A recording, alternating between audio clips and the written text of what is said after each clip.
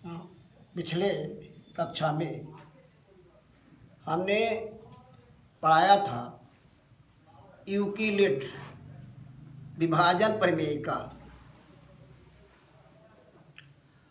उसमें ये बताया था कि भाज्य बराबर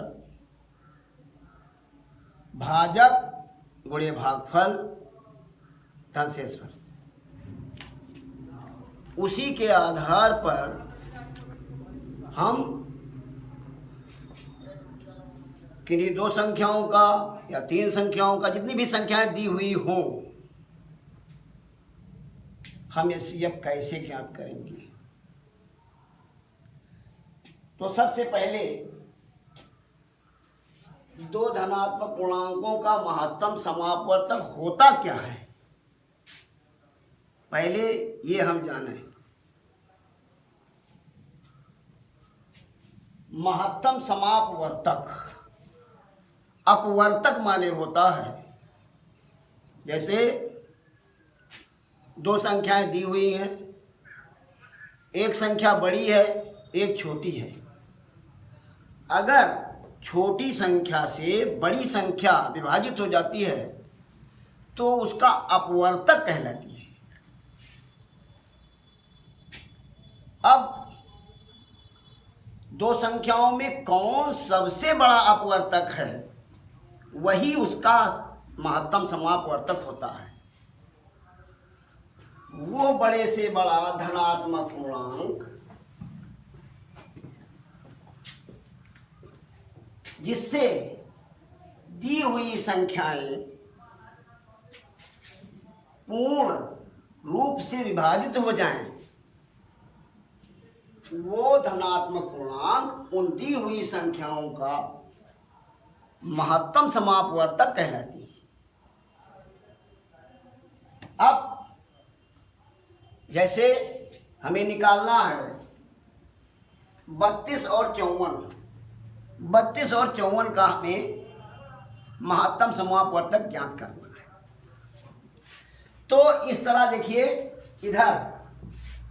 इधर हम पहले भी, यानी निम्न कक्षाओं में हम पहले भी इस तरह का महत्तम समापवर्तक निकालना बताते हैं। यानी बड़ी संख्या को छोटी संख्या से विभाजित करते हैं। जैसे बड़ी संख्या इसमें 54 है, छोटी संख्या 32 है। 32 से हम 54 को भाग करेंगे, एक मर्तबा जाएगा, फिर 54 में से 32 घटाएंगे, 22 आया। 22 से हम फिर 32 को भाग करेंगे, एक मर्तबा जाएगा, फिर शेष बचेगा 10।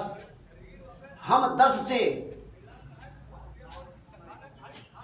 22 को भाग करेंगे, दो मर्तबा जाएगा, बचेगा 2।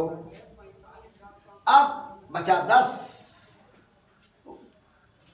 अब 10 को 2 से भाग करेंगे तो पूरा डिवाइड हो जाएगा, यानी शेषफल 0 आ जाएगा। अब जहां पर शेषफल 0 आ जाए, जिस संख्या से विभाजित करने पर, अंतिम में जिस संख्या से भाग करने पर शेषफल 0 आ जाए, वही संख्या इन दोनों संख्याओं का एचसीएफ होता है, महत्तम समापवर्तक होता है। अब देखिए इसमें जैसे अब यही बात यहां लिखी हुई है, 32 और 54 का यहां पर देखिए हमको निकालना है यूक्लिड विभाजन प्रमेय से। हमने बताया है भाज्य बराबर भाजक गुणे भागफल धन शेषफल। तो हम भाज्य कौन संख्या लेते हैं, भाज्य लेते हैं बड़ी संख्या। तो 54 बराबर, अब छोटी संख्या भाजक हो गई, भाजक मर्तबा 1 गया और बचा 22।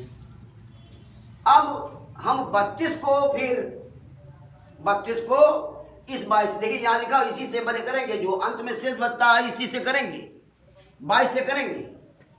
तो 22 से भागकर 22 गुणे 1 हुआ और धन फिर 10 बचा। अब 10 से भाग करेंगे किसको? 22 को। 22 बराबर 10 गुणे 2 धन 2 हो गया।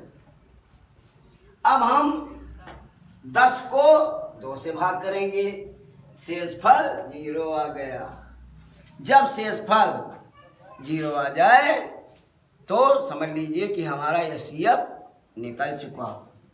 तो अतः 32 और 54 का एचसीएफ किसे हुआ? ये 2 हुआ। यही तुम लोगों का एचसीएफ हुआ। हाईएस्ट एचसीएफ का फुल फॉर्म होता है हाईएस्ट कॉमन फैक्टर, महत्तम समापवर्तक। अब हमने कल तुम लोगों को परिमेय और अपरिमेय संख्या के बारे में भी बताया था। अब किन संख्याओं को हम परिमेय में बदल सकते हैं और किन संख्याओं को मतलब P/Q के रूप में लिख सकते हैं, किनको नहीं लिख सकते हैं, ये अगली कक्षा में आप लोगों को हम बताएंगे।